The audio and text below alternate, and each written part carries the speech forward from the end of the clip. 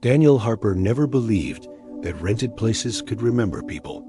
To him, an Airbnb was just a temporary roof-neutral walls, borrowed furniture, nothing personal. That belief followed him to a small coastal town in Monterey, California, where he booked a quiet Airbnb cottage for a week-long remote work retreat. The listing promised silence, ocean air, a peaceful kitchen perfect for late-night tea. On his very first night, at 2:11 a.m., Daniel heard a whisper come from that kitchen. It said his name. At first, Daniel convinced himself it was exhaustion. He'd worked 14-hour days, surviving on coffee and deadlines. The cottage was old, with wooden beams that popped when the temperature dropped. Still, the whisper hadn't sounded like wood or wind. It sounded intentional. The next night, it happened again. Daniel sat on the couch, scrolling through his phone, when the kitchen light flicked on by itself. A second later, a low whisper drifted out, soft and breathy, like someone speaking directly into his ear, but the sound clearly came from the kitchen. "Daniel, come here." His stomach tightened. He checked the locks. Front door secured, windows closed. No one hiding behind the island counter. The Airbnb host lived out of state, according to the listing. No shared space, no cameras. That night, Daniel slept with the bedroom door locked. By the third night, sleep became impossible. The whisper didn't just call him, it waited. Sometimes it hummed. Sometimes it breathed. Always from the kitchen. Always between 2 o'clock and 2:30 a.m., Daniel stopped eating, stopped cooking. He avoided the kitchen entirely, surviving on delivery food left at the door. What scared him most wasn't the sound. It was that the whisper began correcting him. When he misread an email, it whispered the right words.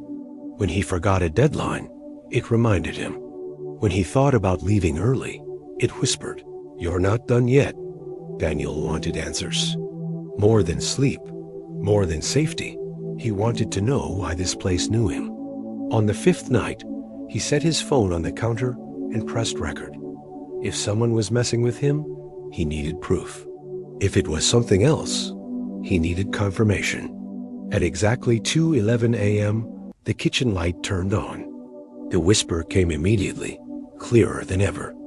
"You finally listened." Daniel stood frozen in the hallway, watching the empty kitchen through the doorway. The air felt thick, like walking through humidity indoors. The refrigerator began to hum louder, deeper, until it almost sounded like a voice trying to form words. Then the whisper spoke again, this time not from one spot, but from every direction. "You cook where she stood." A cabinet door creaked open by itself. Inside, Daniel saw something that hadn't been there before. An old, cracked phone lying on the shelf. Its screen dark, its case smeared with something that looked like dried rust. His own phone vibrated in his hand. A notification appeared. Airbnb guest history minus 2018. Lila Moreno. Before Daniel could react, the whisper dropped its softness. She died screaming in this kitchen. The lights cut out. In total darkness, Daniel heard footsteps, bare feet, slapping lightly against tile. Something brushed past him, cold enough to raise goosebumps instantly. Then a whisper directly beside his ear. "Say it was an accident." The lights snapped back on. The kitchen was no longer empty. Daniel saw her reflection in the microwave door before he saw her directly, a woman standing behind him, head tilted unnaturally, hair hanging wet and heavy, mouth stretched in a permanent half-open shape as if frozen mid-breath. Her feet were blackened, burned. Daniel screamed and ran for the door, but it slammed shut before he reached it. Cabinets flew open. Plates shattered against the walls. The whisper became a chorus, overlapping voices forcing words into his head. "She fell. She slipped. You believe it now." Daniel collapsed, clutching his ears. When the neighbors heard the noise and called the police, the cottage was silent again.